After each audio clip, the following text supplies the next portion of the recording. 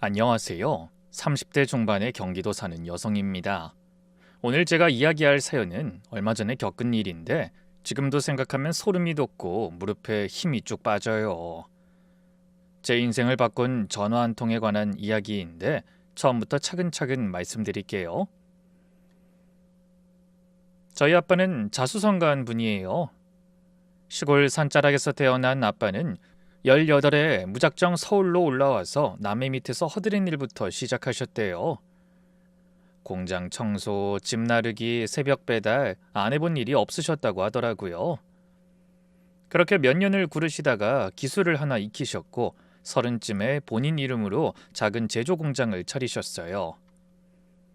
처음엔 본인 포함 3명이 전부였대요.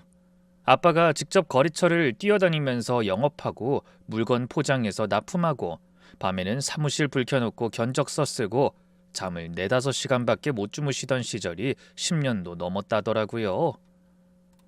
명절에도 공장에 나가셨고 가족 여행이라는 걸 해본 적이 없으셨대요. 그렇게 버티고 또 버텨서 지금은 직원이 20명 넘는 중소기업으로 키워놓으셨어요. 재벌은 아니지만 정말 맨손으로 시작해서 확실하게 집안을 일으킨 분이에요. 주변에서도 아빠 이야기라면 대단하다는 말이 제일 먼저 나올 정도로요. 근데 그 과정에서 잃은 것도 있었죠. 엄마는 제가 초등학교 때 아빠랑 이혼하셨어요. 아빠가 일에만 매달리시니까 엄마는 외로우셨던 것 같아요. 나중에 이모한테 들었는데 엄마도 아빠에게 수없이 대화를 시도하셨대요. 주말에 한 번만이라도 같이 밥 먹자고, 딸 학교 행사에 같이 가달라고. 근데 아빠는 매번 바쁘다, 다음에, 이번 달만 넘기면, 이번 일만 해결되면 이런 말만 반복하셨대요. 그 이번 달이 결국 몇 년이 넘은 거죠. 엄마 입장에서는 혼자 아이 키우면서 남편은 새벽에 나가서 밤늦게 들어오고 주말에도 공장이고 대화다운 대화를 한 게 언제인지 기억도 안 나는 생활이었으니 견디기 힘드셨을 거예요.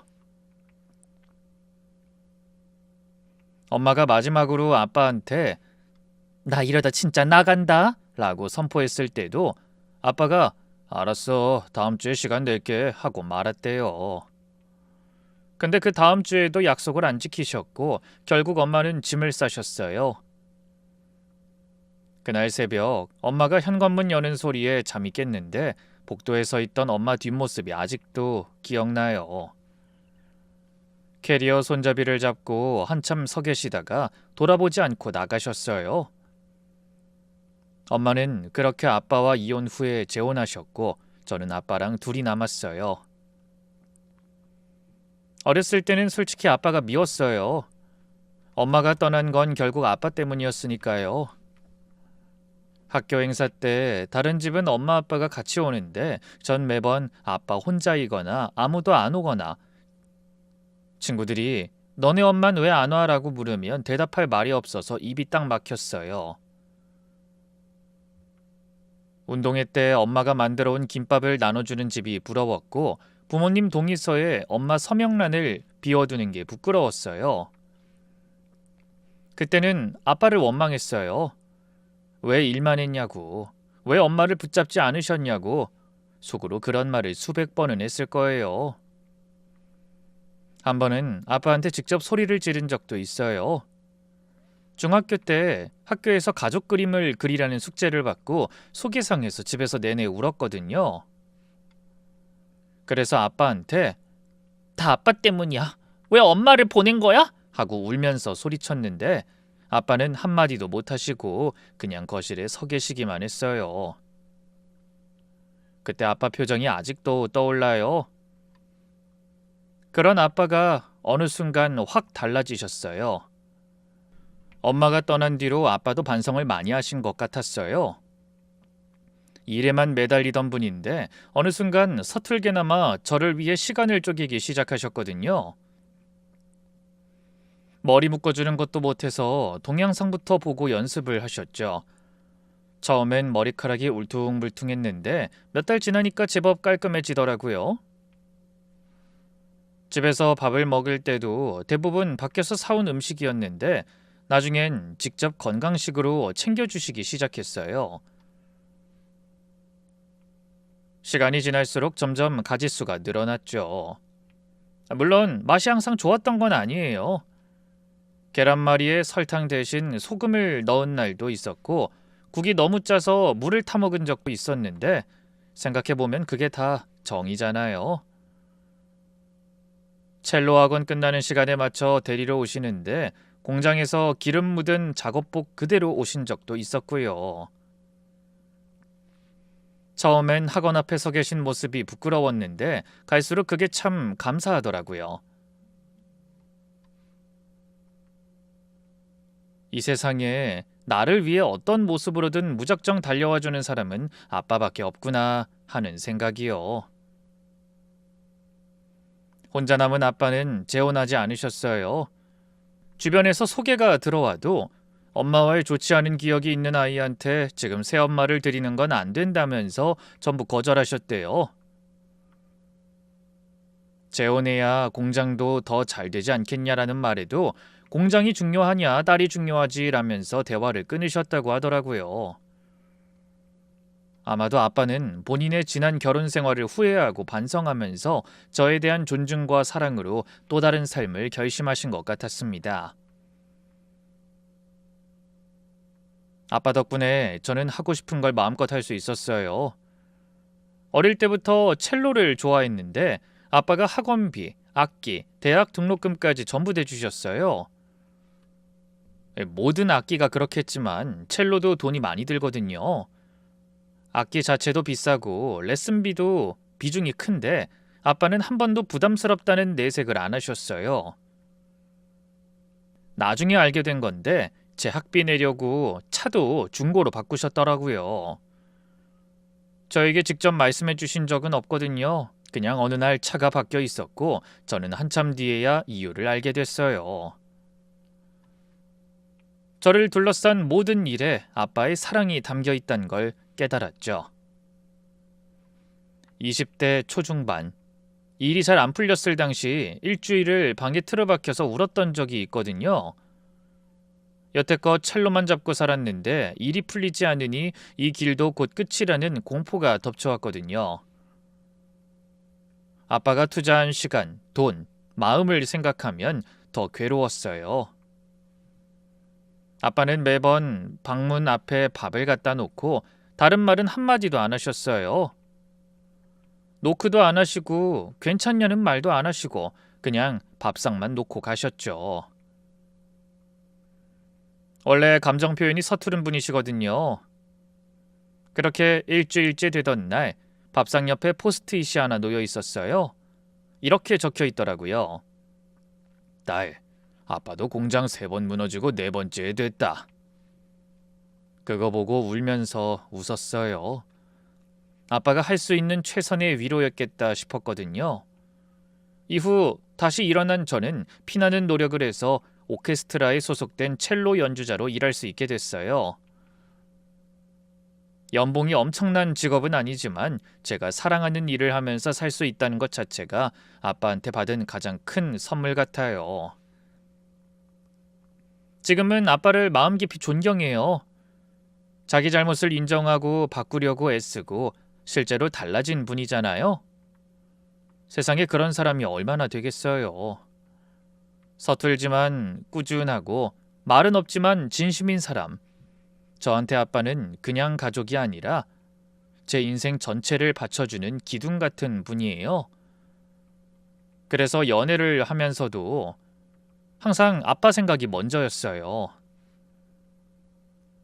내가 만나는 사람이 아빠한테 부끄럽지 않은 사람인지 아빠가 인정해 줄 수 있는 사람인지 그게 저한텐 가장 큰 기준이었어요.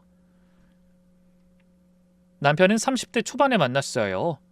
사실 정확히 따지자면 남편은 아니지만 만날 때 호칭으로 남편이라 불러서 그냥 편하게 이렇게 칭할게요. 남편을 처음 만난 건 등산 동호회에서였어요.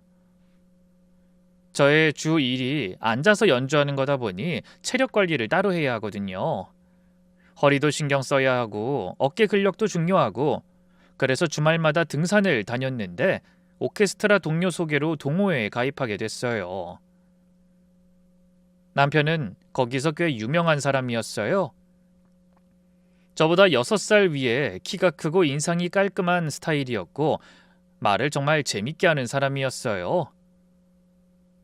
등산 장비도 고가 브랜드만 쓰고 산 정상에 올라가면 배낭에서 비싼 영양 보조제를 꺼내 회원들한테 나눠주기도 했어요. 외제차를 몰았고 옷도 늘 깔끔하게 맞춰 입고 다녔으니까 동호회 사람들 사이에서는 이 사람이 부잣집 출신이라는 게 거의 기정사실이었어요. 회식 자리에서 한 번씩 통 크게 오늘 내가 쏜다 하면서 전체 계산을 하기도 했고요. 직업은 인테리어 관련한 회사에 다닌다고 했어요. 그런데 입사한 지 얼마 안 된 말단 사원이라고 하더라고요. 그 전에 뭘 했냐고 물어본 적이 있는데 남편이 쿨하게 대답했어요. 그냥 이것저것 하느라 늦어졌어요. 세계 여행 다니고 요리학원도 다니고 바리스타 자격증도 따고 하고 싶은 거 하면서 놀았죠. 욜로족이라고 해야 하나?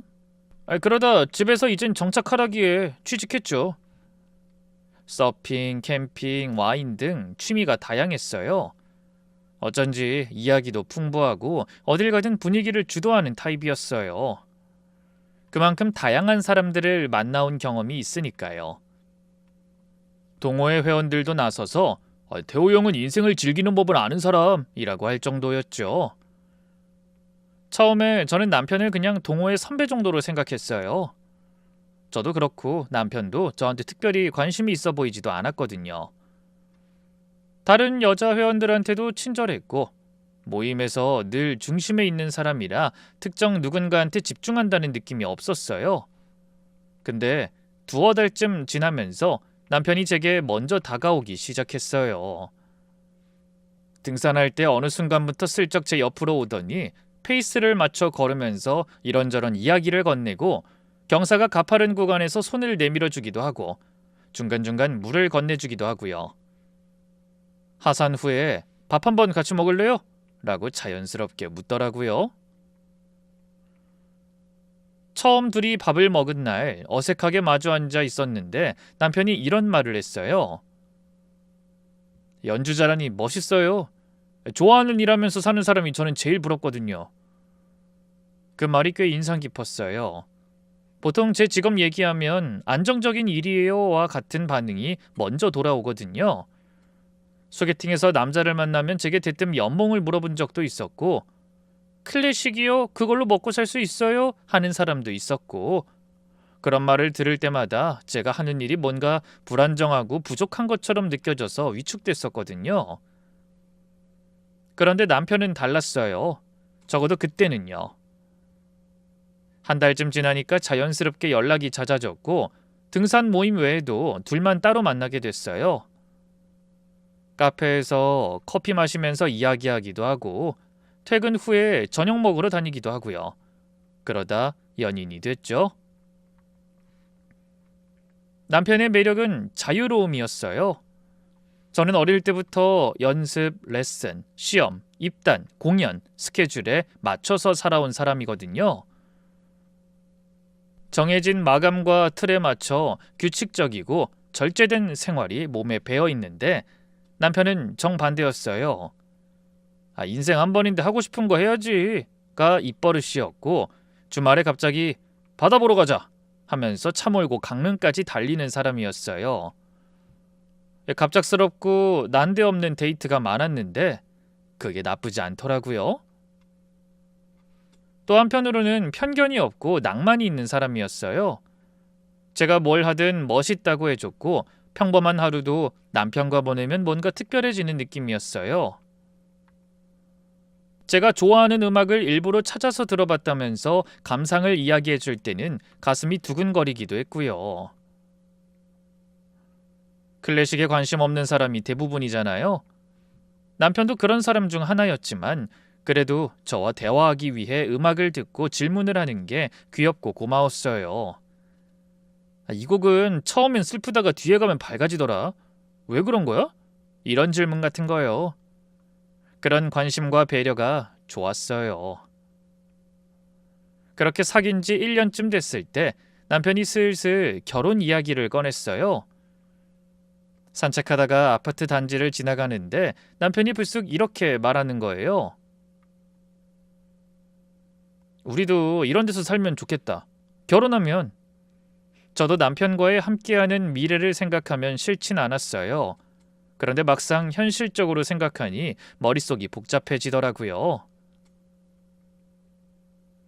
남편은 회사 다닌 지 얼마 되지 않았고 직급도 말단 사원이잖아요. 집에서 지원받을 게 있다곤 했는데 구체적으로 뭐가 어떻게 있다는 건지 확실하지가 않았어요. 제가 결혼하고 싶으면 우리 같이 구체적인 계획 좀 세워보자 하면 남편은 늘 그건 그때 가서 생각하면 되지. 왜 벌써부터 걱정이야? 라는 식이었어요. 대출은 어떻게 할 건지, 생활비 분담은 어떻게 할 건지 이런 현실적인 이야기를 하려고 하면 화제를 슬쩍 돌려버렸거든요. 결혼은 연애와 다르잖아요. 서로에 대해 알아가고 맞춰볼 부분을 논의해봤으면 좋겠는데 자꾸 회피하니까 답답하더라고요. 가치관이나 성향이 저와 맞지 않다는 느낌이 계속 들었어요. 친구들한테 고민을 이야기했더니 다들 비슷한 말을 하더라고요. 결혼은 타이밍이야. 이것저것 따지면 평생 못 간다? 그 정도 남자면 결혼 시장에선 그냥 보통이지. 분명 단점을 상쇄할 장점이 있을 거야. 완벽한 사람이 어딨어. 맞춰가는 거지. 틀린 말은 아닌데 속이 시원하게 풀리진 않았어요. 머리로는 괜찮을 거라고 생각하는데 이 마음 한쪽이 자꾸 찜찜한 거 있잖아요. 뭐라고 딱 집어서 말하기 어려운 그런 불안감이요. 그 상태가 몇 주째 이어졌어요. 고민 끝에 아빠한테 이야기했어요. 아빠를 찾아뵙고 만나는 사람이 있는데 결혼 이야기가 나오고 있다고 말씀드렸죠. 한동안 말이 없으시던 아빠는 조용히 이렇게 물어보셨어요. 어떤 사람이냐? 나이, 성격, 직업, 만난 기간을 대충 말씀드렸어요. 다 듣고 나서 아빠가 내가 한번 만나보겠다 라고 하셨어요. 아빠가 이런 말씀을 하신 건 살면서 처음이라 좀 긴장이 됐어요. 그래서 셋이 한 음식점에서 만났어요. 남편도 나름 준비를 했더라고요. 깔끔하게 차려입고 와서 아버님 처음 뵙겠습니다 하면서 깍듯이 인사하고 자리에 앉자마자 고기를 직접 굽기 시작했어요. 아빠 잔에 술도 두 손으로 공손하게 따랐고 대화도 매끄럽게 이어갔어요. 표면적으로는 흠잡을 데가 없었죠. 근데 아빠 표정이 시간이 갈수록 미묘해지더라고요. 알고 보니 남편이 말을 너무 잘하는 게 오히려 걸리셨대요. 아빠가 직장 생활은 어떠냐? 물으면 간단한 대답을 굉장히 뭔가 있는 것처럼 늘어놓으며 설명하고 앞으로 계획은 뭐냐? 물으면 또 거창하게 펼쳐놓는데 아빠 귀에는 구체적인 내용이 하나도 안 들렸다는 거예요. 투자 쪽으로도 관심이 있고요. 1, 2년 안에 독립할 생각도 갖고 있습니다. 이런 말만 하고 지금 월급이 얼마인지, 저축은 하고 있는지, 직업적으로 어떤 계획을 갖고 있는지 그런 현실적인 이야기는 교묘하게 피해갔어요. 저에게 말해주지 않아서 아빠를 통해 물어본 건데 역시나 두루뭉술하더라고요. 아빠가 한번 직접적으로 지금 모아놓은 돈은 좀 있냐? 라고 물으셨는데 남편은 웃으면서 돈보다 중요한 게 사람 아니겠습니까? 지원이만 있으면 뭐든 해낼 자신 있습니다. 하고 넘겨버렸어요. 그 순간 아빠 눈에 뭔가가 스쳤대요. 사업하면서 그런 식으로 질문을 피하는 사람을 수없이 봐오셨으니까요. 돌아오는 차 안에서 아빠가 말씀하셨어요. 능글맞은 사람이네. 근데 문제는 말은 번들을 한데 알맹이가 없다는 거야. 안 되겠다. 저도 남편이 답답했지만 솔직히 아빠한테도 서운했어요. 남편이 나름대로 준비해서 갔는데 한마디로 안 된다고 정리해버리시니까요. 속으로는 우리 부녀가 너무 까다로운 건가라는 생각까지 들더군요. 근데 아빠가 바로 이어서 말씀하셨어요. 그래도 네가 좋다면 좀 더 만나봐라. 사람은 시간이 지나면 본색이 나오는 법이니까. 너도 직접 겪어봐야 알지. 그래도 확고하게 반대를 하신 건 아니었어요. 다만 확신이 없으셨던 거죠. 아빠다운 방식이었어요. 직접 막지는 않고 대신 지켜보겠다는 뜻으로요. 아빠를 만나고 나서 남편은 미묘하게 달라졌어요. 며칠 뒤 저녁 먹다가 남편이 슬쩍 운을 뗐어요. 아버님이 나 별로 안 좋아하시는 것 같던데? 아니라고 했지만 남편 표정이 잠깐 어두워지더라고요. 그런데 그때부터 저한테 훨씬 더 잘하기 시작했어요. 문제는 그 잘함이 좀 과했다는 거예요. 매일 퇴근 시간에 맞춰 연습실 앞에 나타나고 꽃이나 케이크를 수시로 사다 주고 제 SNS에 사진 올리면 빠짐없이 댓글을 달고 하루에 카톡이 수십 개씩 오고 전에는 자유롭고 쿨한 사람이었는데 갑자기 매 순간 저를 꼭 붙잡고 있으려는 느낌이었어요. 감동이라기보단 솔직히 숨이 좀 막혔습니다. 그쯤 제가 살던 오피스텔 계약 만료가 다가오고 있었어요. 재계약할지 다른 데로 이사할지 고민 중이었는데 남편이 갑자기 이런 이야기를 꺼냈어요. 재계약하지 마. 결혼하면 더 큰 집이 필요하잖아. 나랑 같이 살 집을 아예 매매로 알아보자. 그러면서 덧붙이더라고요. 매매 자금은 내가 많은 부분 부담할게. 걱정하지 마. 아직 정식으로 프로포즈도 받지 않은 상태에서 벌써 집 매매 이야기가 나오니까 좀 당황했어요. 남편은 은근히 이 상황에 들떠 보였어요. 주말마다 부동산 자료를 보여주면서 이 동네 어때? 여기 학군도 좋고 교통도 괜찮은데 하면서요. 부담은 계속됐어요. 동호회 모임에서도 남편이 제 옆에 딱 붙어 앉아서 우리 곧 결혼할 것 같아 하고 선언하듯 말한 적도 있었어요. 제가 옆에서 당황해하니까 남편이 웃으면서 제 손을 잡았어요. 다른 멤버들이 축하한다, 잘 어울린다 하면서 박수를 쳐서 그 자리에서 아니라고 하기도 못했죠. 다들 태호가 저 정도면 진짜 진심인 거다, 놓치면 후회한다 라고 하는데 그런 말들에 제 마음이 점점 흔들렸어요. 이만큼 해주는 사람이 또 나타날까? 이 나이에 이 정도면 된 거 아닌가? 하는 마음이 자꾸 고개를 들었습니다. 남편의 한결같은 구애에 결국 마음이 기울었어요. 결정적이었던 건 어느 날 저녁에 남편이 제게 해준 말 한마디였어요. 나는 지원이 네가 첼로 치는 모습이 세상에서 제일 좋아. 결혼해도 절대 그만두게 하지 않을게. 네가 하고 싶은 거 다 하면서 살게 해줄게. 그 말이 크게 와닿았어요. 결혼하면 악기 같은 건 취미 정도로만 해야지 그걸로 어떻게 먹고 사냐는 말을 들어본 적이 있거든요. 사람들은 제게 여자가 저녁에 공연하면 집안일은 누가 하냐 라는 말을 아무렇지 않게 하기도 하거든요.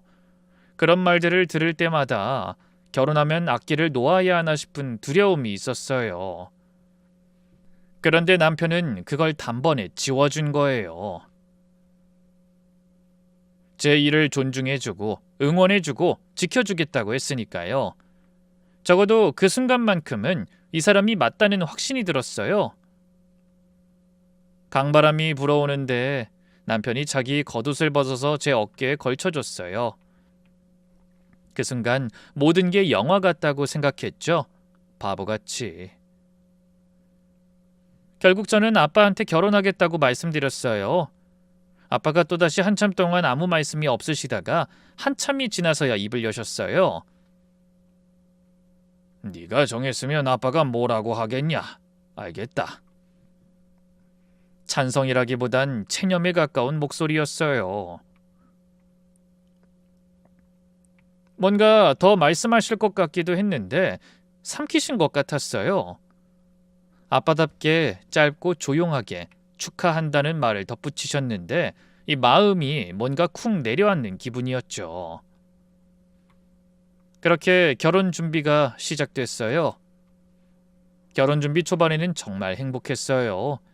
둘이 웨딩홀 투어 다니고 스드메 상담받으면서 드레스 고르고 이런저런 디자인 놓고 이게 낫다 저게 낫다 티격태격하고 가전도 보고 주말마다 부동산 돌아다니면서 신혼집 매물도 받고요. 남편은 굉장히 적극적이었어요.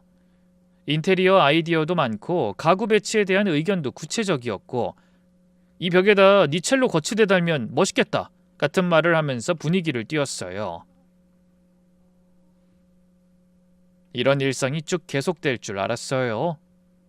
그런데 신혼집 매매 이야기가 구체적으로 나오면서 공기가 완전히 바뀌었어요. 같이 보던 아파트가 있었는데요. 남편은 처음에 분명 내가 많이 부담하겠다라고 했거든요. 근데 막상 계약금 이야기가 나오기 시작하니까 태도가 달라졌어요. 미안한데 사실 지금 당장 여유 자금이 없어. 재테크에 묶여있는 것도 있고 갚아야 할 것도 좀 있어서 우선 자기가 먼저 마련해 줄 수 있을까? 나중에 내가 꼭 채울게.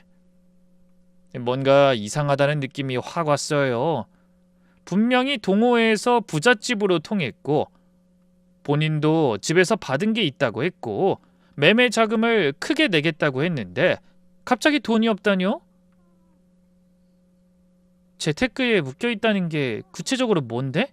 하고 물었더니 코인이랑 해외 주식이라면서 지금 빼면 손해가 크다고 했어요. 더 따져보고 싶었지만 남편이 분위기를 묘하게 몰아가는 바람에 깊이 파고들기가 어려웠어요. 뭐 집이야 있는 사람이 준비하면 되지만 약속한 게 어긋나니까 뭔가 기분이 찜찜하더라고요. 그래도 결혼식 비용은 내가 많은 부분 책임질게. 집만 자기가 좀 먼저 해줘.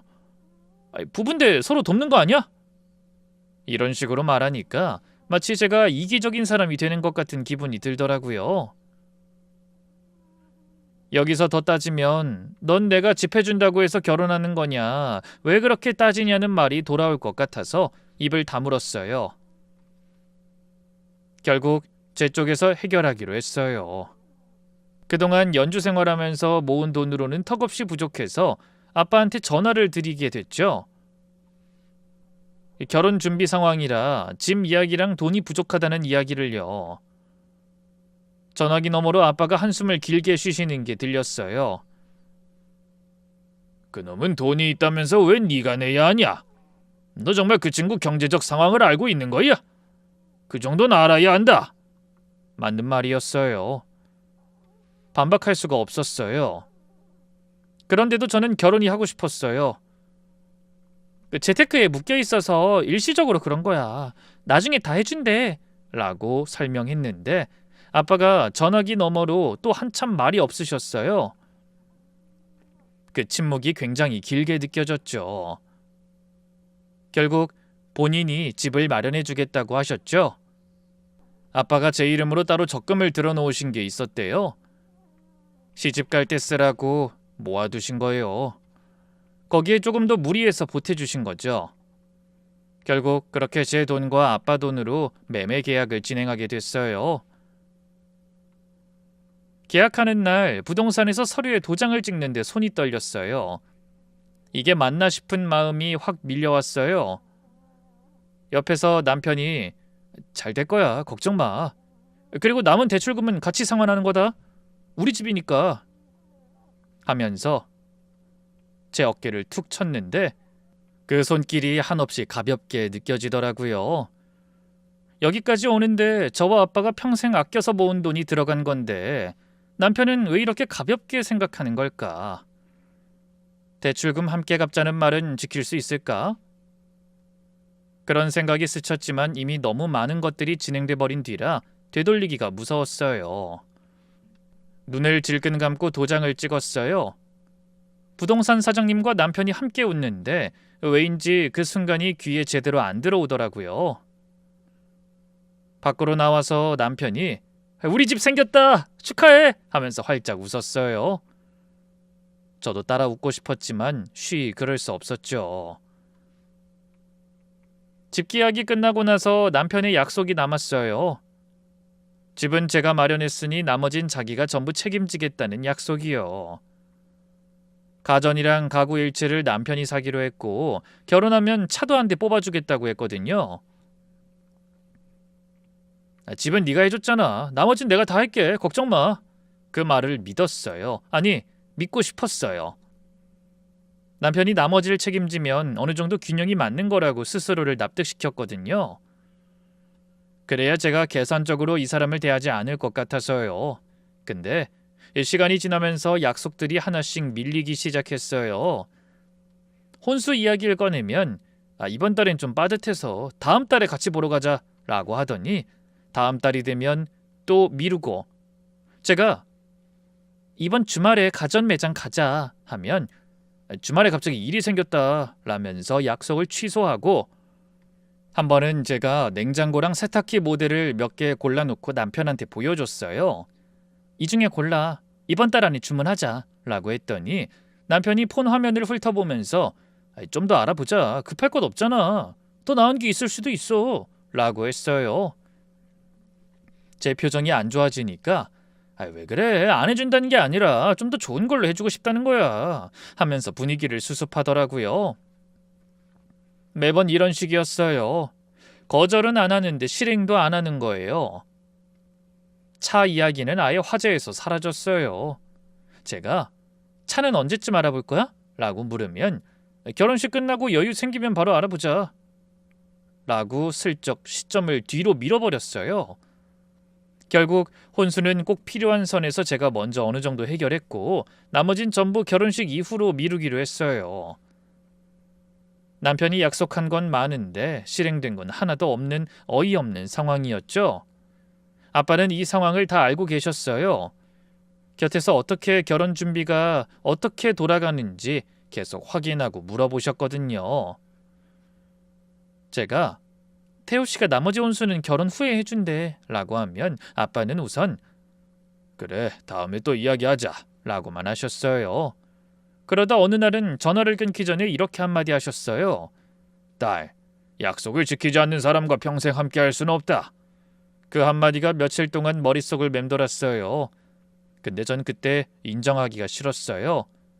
아빠 말이 맞다는 걸 인정하면 이 결혼 자체가 흔들리는 거니까요.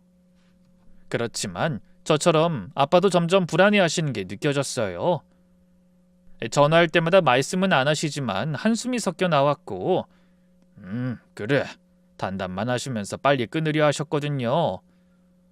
예전에는 제 이야기를 묵묵히라도 끝까지 들어주시는 분이었는데 요즘은 듣기가 힘드신 것 같았어요. 저도 그런 아빠의 마음을 이해하고 있었어요. 하나뿐인 딸인데 어긋나는 결혼을 하는 것처럼 보이니 얼마나 답답하셨겠어요.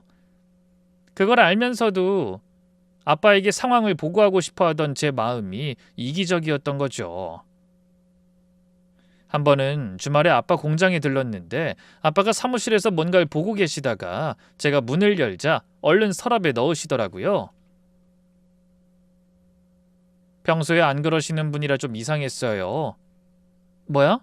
아빠 뭐 보고 있었어? 했더니 아무것도 아니다. 거래처 서류야 라고 하셨어요. 아빠 눈이 평소보다 충혈돼 있었고 책상에 커피잔이 서너 개 놓여 있었거든요. 밤새 뭔가를 하신 것 같았는데 그땐 그냥 일이 바쁘신가 보다. 건강 챙기셔야 하는데 하고 넘겼어요. 그러다 또 한 번은 아빠가 저한테 직접 물으셨어요. 태호가 지금까지 실제로 보탠 돈이 얼마냐? 정말로 집안이 여유로운 거 맞아? 대답을 못했어요. 가만히 생각해보니까 집 매매금이나 예식장 계약금도 제가 냈고 남편이 낸 건 데이트 비용 정도가 전부였어요. 아빠 앞에서 그걸 입 밖에 내기가 부끄럽더라고요. 아빠가 고개를 절레절레 흔드셨어요. 아빠가 지금껏 일하면서 나중에 갚겠다고 하는 사람 치고 제대로 지킨 놈 못 봤다. 저도 모르는 게 아니었어요. 근데 저한텐 결혼이 간절했어요. 솔직히 말하면 엄마 아빠의 이혼을 어릴 때 너무 가까이에서 봤잖아요. 엄마 아빠가 싸우는 소리, 엄마가 울면서 전화하는 소리, 엄마가 캐리어 끌고 나가는 소리.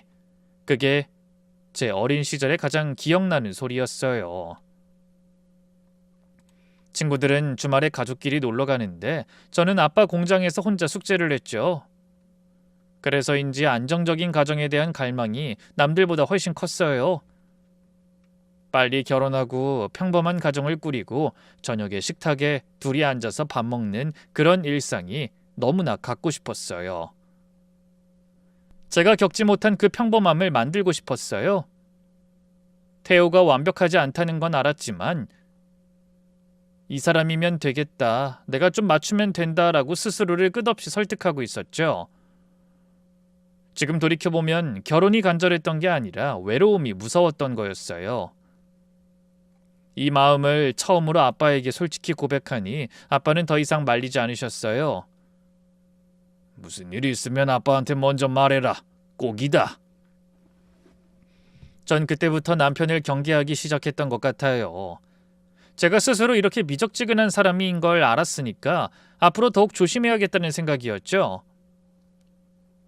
계산적이어도 좋으니 따질 건 따지자는 마인드로요. 그때도 남편은 여전히 잘해줬어요.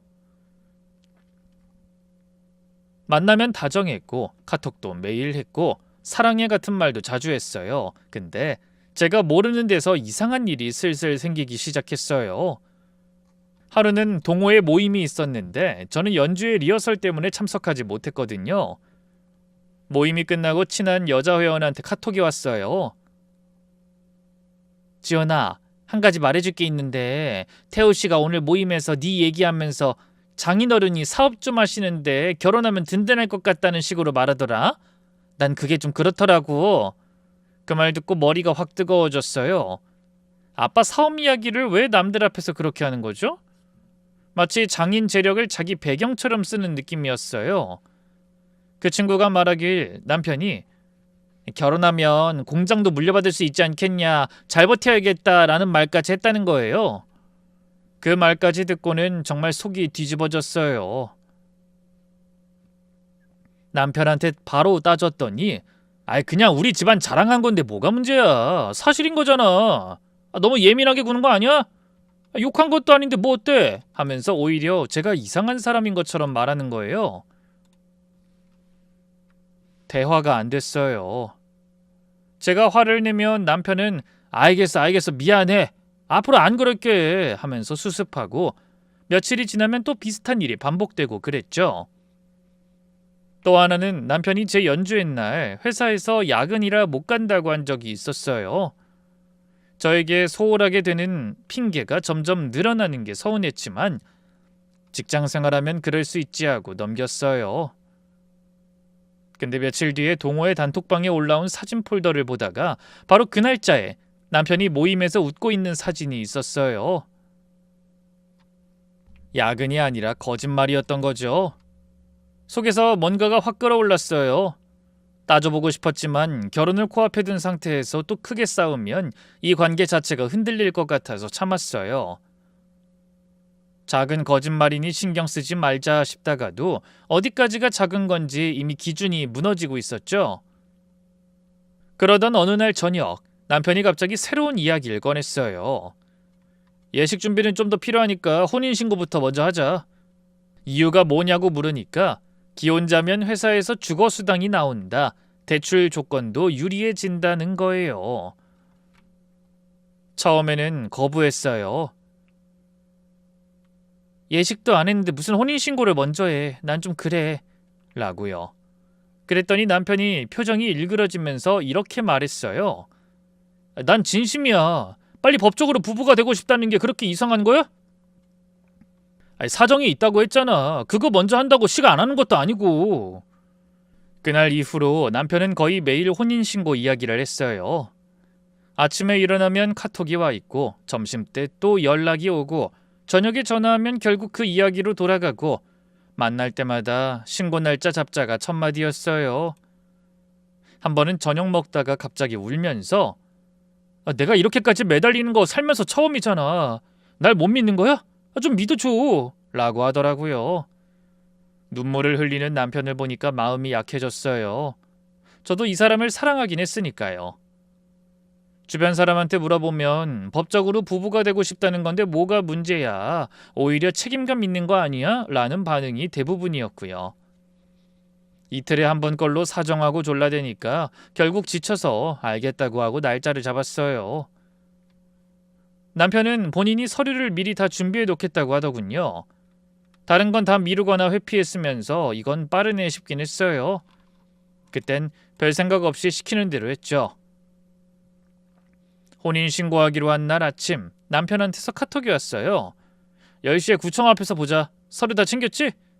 서류 봉투를 챙기고 세수하고 옷을 입고 차에 탔어요. 시간이 좀 남아서 주변 돌아볼 생각으로 일찍 준비해서 나갔죠. 도로가 한산한 시간이라 차가 잘 빠지더라고요. 그렇게 한 10분쯤 달렸을까? 아빠한테 전화가 왔어요. 딸, 구청 가지 말고 아빠한테로 차 돌려. 아빠 목소리가 평소와 달랐어요. 떨리는 것도 아니고 화가 난 것도 아니고 뭔가가 눌려있는 목소리였죠. 아빠 왜? 나 지금 구청 가는 길인데. 제발 아빠 말 들어. 오면 설명해 줄게. 지금 바로 공장으로 와. 태호한텐 말하지 말고. 아빠가 제발이라는 말을 쓰는 걸 살면서 처음 들었어요. 그 단어 하나에 온몸에 소름이 돋았어요. 아빠는 절대 그런 말을 하는 분이 아니거든요. 부탁하는 것 자체를 못하시는 분이에요.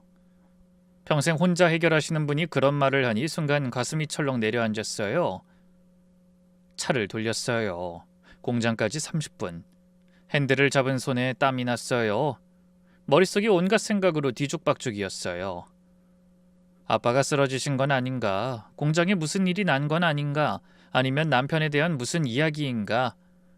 그 사이에 남편한테서 전화가 4번 왔어요. 안 받았어요. 카톡도 계속 왔어요. 자기야 어디야? 구청 도착했는데 왜 안 와? 전화 좀 받아. 뭔 일이야? 왜 이래? 읽지 않고 화면을 엎어놨어요. 심장이 세게 뛰었어요.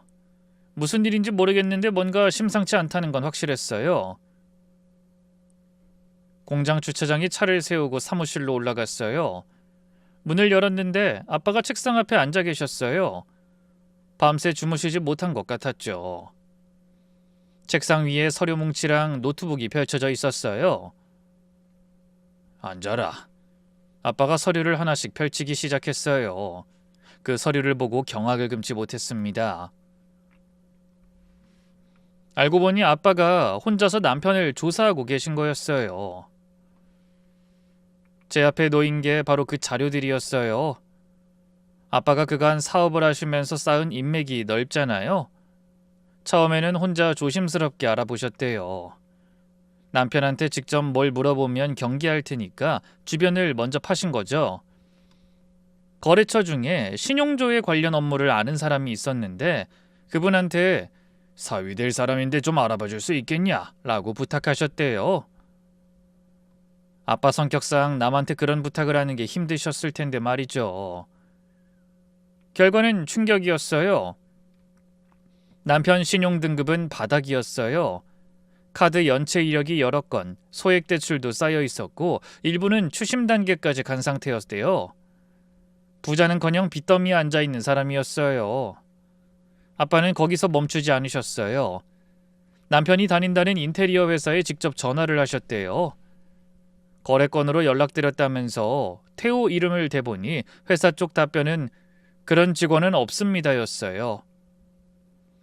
남편은 회사원이 아니었어요. 직장도 거짓이었던 거죠. 그리고 결정적으로 법무사를 통해 확인한 게 있었어요. 남편이 이전에 2번 결혼한 이력이 있었던 거예요. 2번 다 5년 안으로 이혼했더라고요. 저한테는 한 번도 말한 적이 없었어요. 연애하면서 이런 적 처음이야. 결혼에 대한 로망이 있었어 라는 뉘앙스는 여러 번 이야기했지 이혼 경력이 있다는 말은 단 한 번도 하지 않았거든요. 아빠가 그 법무사를 통해 전처 쪽과 접촉을 시도하셨고 우여곡절 끝에 첫 번째 전처와 통화를 하셨대요. 아빠가 전화기를 들고 자기소개를 하신 후에 본인 딸이 박태호 씨와 결혼을 앞두고 있는데 혹시 이야기를 나눌 수 있겠냐고 물으셨다는 겁니다.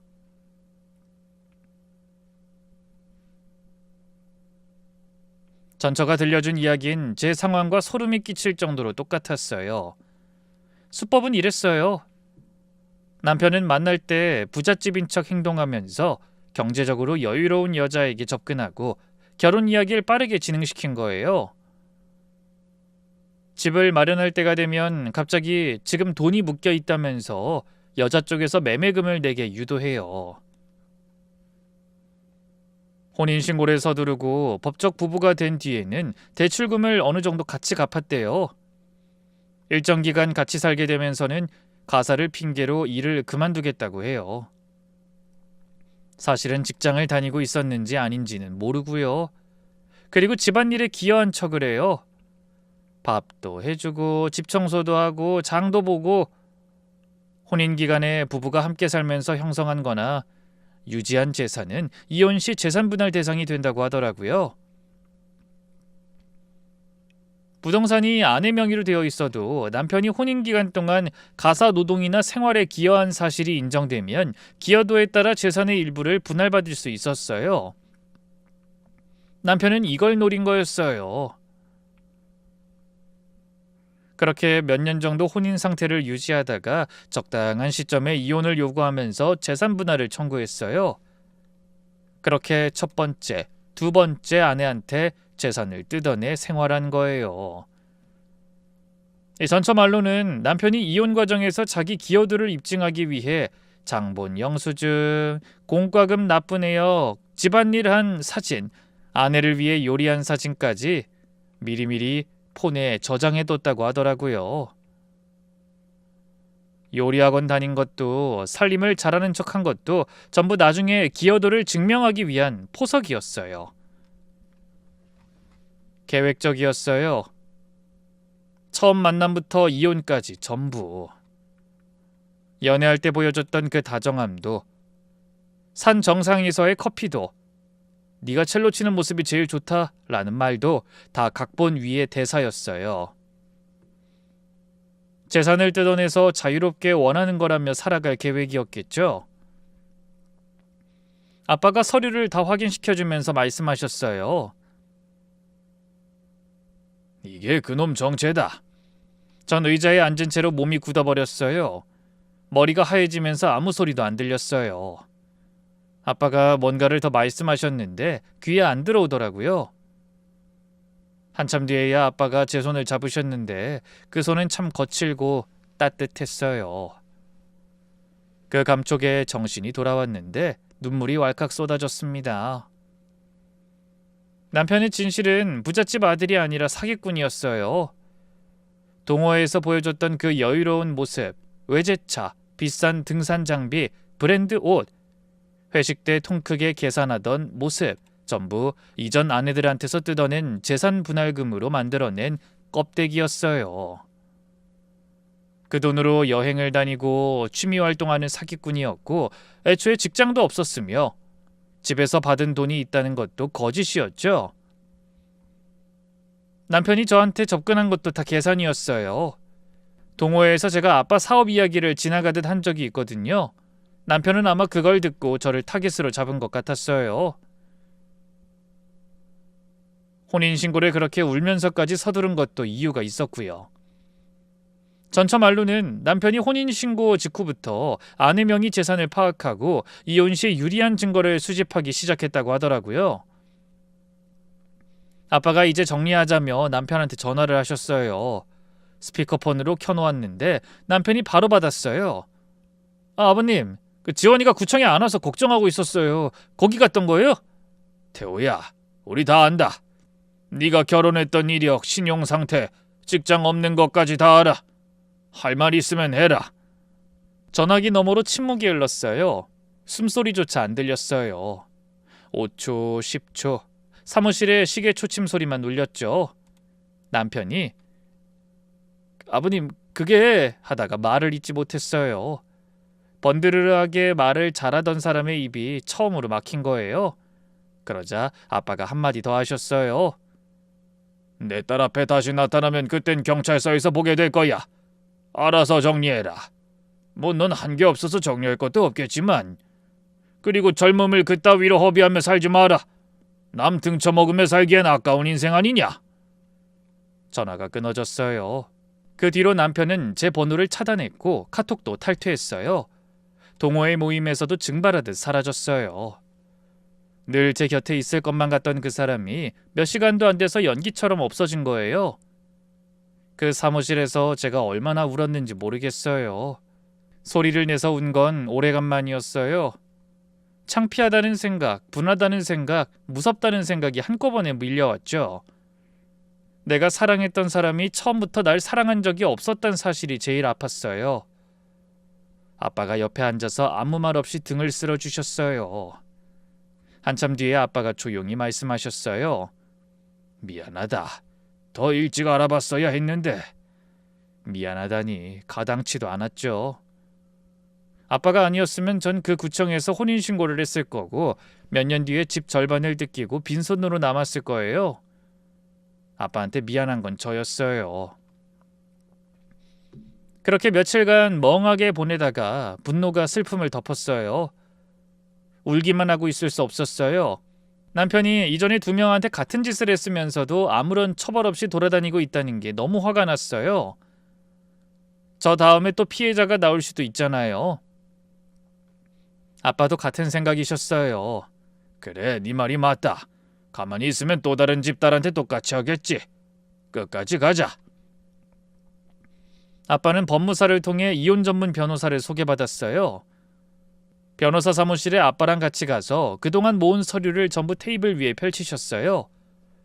신용조회 결과, 전처 통화 내용 정리, 혼인 이력, 그간의 거짓말을 증명하는 자료 등 변호사님이 서류를 하나하나 넘기면서 표정이 점점 심각해지더라고요.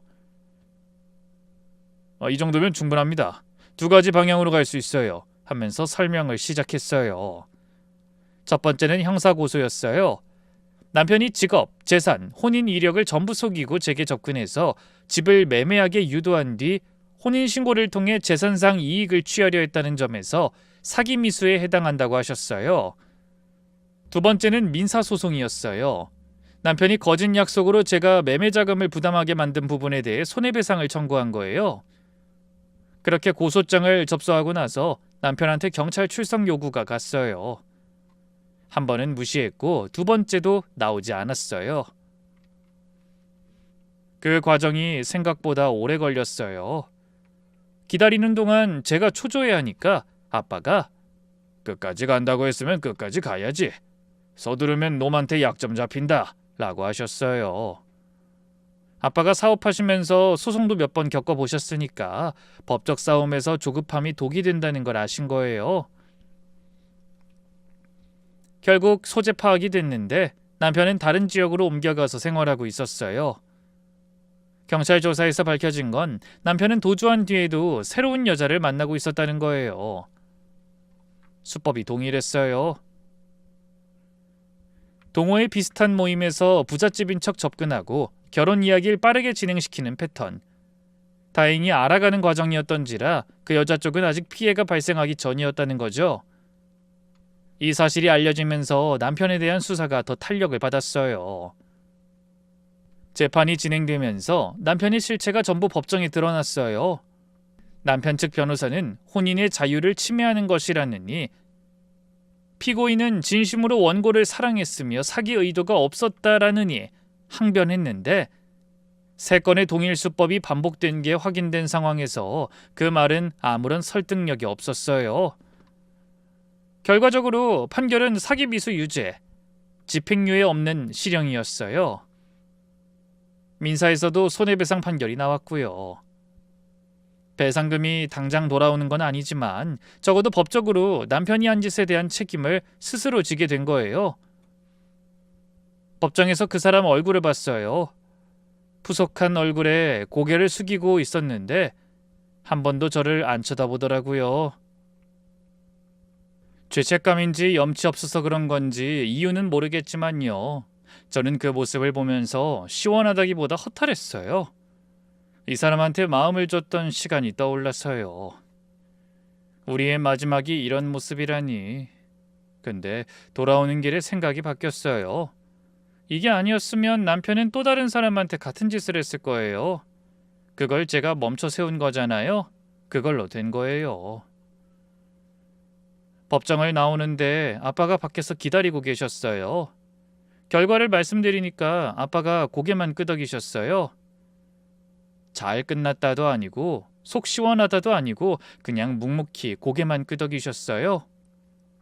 그러고는 밥 먹으러 가자 라고 하셨죠. 그 일이 있고 한동안 정말 힘들었어요. 사람이 무서워졌거든요. 누가 친절하게 대하면 이 사람도 나에게 뭔가 노리고 접근하는 건 아닌가 하는 생각부터 들었어요. 동호회는 당연히 그만뒀고 연주에도 집중이 안 됐어요. 리허설 중에 갑자기 눈물이 나서 화장실에서 한참 운 적도 있었어요. 동료들이 제 걱정을 하면서 컨디션이 안 좋으면 쉬어도 된다고 해주셨는데 전 오히려 쉬는 게 더 무서웠어요. 혼자 집에 있으면 생각이 꼬리를 물었거든요. 내가 왜 그걸 못 알아봤을까? 나는 왜 그렇게 어리석었을까? 아빠한테 얼마나 큰 슬픔과 부담을 준 건가? 자책이 끝이 없었어요. 그때쯤 아빠는 제게 매일 저녁마다 전화를 하셨어요. 별 말씀은 딱히 안 하세요. 밥 먹었냐? 오늘 연습했냐? 그것만 물어보시고 끊으셨어요. 아빠다운 방식이죠. 주말마다 공장 일 끝나면 저희 집에 오셔서 같이 저녁을 드셨어요. 어느 날은 아빠가 직접 된장찌개를 끓이셨는데 된장을 너무 많이 넣어서 엄청 짰거든요. 국자로 떠보고 아빠가 혼잣말처럼 이게 왜 이러지? 이러면 안 되는데 라고 하시는데 그 모습이 웃기면서 동시에 눈물이 나더라고요. 딸 하나 때문에 재혼도 안 하고 손수 된장찌개도 배워가면서 지금까지 이렇게 살아오신 아빠를 보니까 복합적인 감정이 들더라고요. 밥 먹다가 아빠가 말씀하셨어요. 딸, 아빠가 미안하다. 처음 만났을 때부터 느낌이 이상했는데 그때 더 세게 말릴 걸 그랬다. 저는 아빠 아니었으면 나 정말 큰일 났어. 그 전화 한 통이 내 인생을 구한 거야 라고 했어요. 아빠가 고맙다고 내가 해야지 왜 네가 하냐 라면서 고개를 돌리셨는데 눈가를 손등으로 훔치시는 걸 봤어요. 매번 못 본 척 했었는데 이번엔 그러지 않았어요. 일어나서 아빠를 안았어요. 아빠는 어색해 하시면서도 뿌리치지 않으셨어요. 등을 어설프게 토닥여 주셨는데 그 어설픔이 아빠의 전부였어요. 생각해보니 이렇게 슬퍼만 하는 건 아빠와 저를 위한 게 아니더라고요. 지나간 건 지나간 일, 앞으로를 더 소중히 여기며 나아가야 했죠. 시간이 지나면서 많이 괜찮아졌어요. 처음 한두 달은 정말 바닥이었는데 어느 날 아침에 눈을 뜨니까 창밖에 햇살이 들어오고 있었고 오늘 연습 가야지라는 생각이 자연스럽게 들더라고요. 아, 나 괜찮아지고 있구나. 이제 평소와 같구나 싶은 걸 그때 느꼈어요. 주변에서 많이 도와주기도 했고요. 사정을 다 말하진 않았는데 요즘 좀 힘든 일이 있었다 정도만 했더니 다들 따뜻하게 대해주셨어요. 연주에 다시 집중하게 됐고 레슨도 새로 많이 시작했어요. 첼로를 잡고 있으면 다른 생각이 안 나거든요. 음악이 저를 다시 살려준 것 같아요. 아빠는 여전히 제 연주회에 꼬박꼬박 오세요. 이전과 달라진 게 있다면 요즘은 제가 먼저 아빠를 안아드려요. 공연 끝나고 로비에서 만나면 아빠 왔어? 하면서 안기는 게 자연스러워졌어요. 예전엔 쑥스러워서 손도 잘 못 잡았는데 지금은 할 수 있어요. 아빠는 여전히 어색해 하시면서도 팔은 절대 뿌리치지 않으세요. 얼마 전에 연주회 끝나고 같이 걸어가는데 아빠가 먼저 제 손을 잡으셨어요. 아무 말 없이요. 그냥 나란히 걸으면서 손을 잡고 주차장까지 갔어요. 그게 아빠한테서 받은 가장 큰 표현이었죠. 그렇게 요즘 일상으로 돌아왔어요. 모든 게 다시 정상으로 돌아왔어요. 연애는 아직이지만요. 사람 보는 눈이 더 생겼을 때, 그리고 제 자신에게 솔직하고 당당해질 수 있을 때 시작하려고요. 살아가 보니 연애와 결혼보다 중요한 게 많더라고요. 무엇이 진정한 행복인지, 제 곁에 어떤 행복이 있는지 차차 찾아가는 과정인 것 같아요. 나이가 들어도 매번 배움과 깨달음의 연속이네요. 얼마 전에 아빠가 이런 말을 하셨어요. 아빠는 너 하나 잘 키운 게 인생에서 제일 잘한 일이다. 널 키우면서 후회되는 순간은 단 한순간도 없었어. 그거에 너도 자부심을 갖고 살아라. 아빠한테 그런 말은 처음 들었어요. 저도 이렇게 말했죠. 나도야. 아빠 딸로 태어난 게 내 인생에서 제일 잘한 일이고 감사한 일이야.